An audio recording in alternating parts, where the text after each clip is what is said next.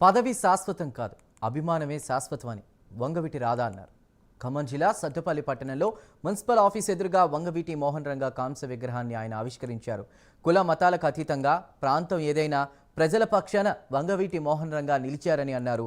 ప్రజా సమస్యల కోసం పోరాడితే ప్రజలు ఎల్లప్పుడూ గుర్తించుకుంటారనే దానికి రంగా జీవితం నిదర్శనమని రాధా తెలిపారు.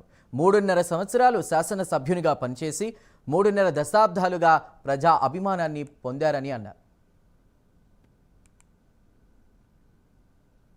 ఎన్నిసార్లు పదవి అలంకరించాలని చెప్పలేదు కాదు, ఎన్ని తరాల ప్రజల్ని ప్రభావితం చేశారు.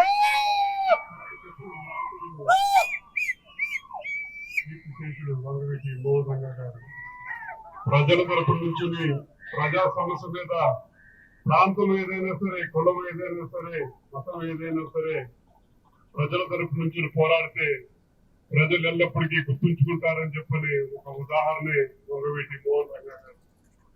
కేవలం 3.5 సంవత్సరాల పాటు శాసనసభ్యులుగా ఉన్నారు.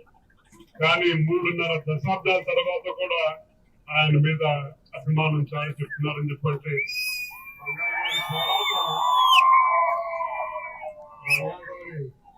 ప్రజల హృదయాల్లో ఏ స్థానం సంపాదించుకున్నారో మనందరం ఆలోచించాల్సిన అవసరం ఉంది.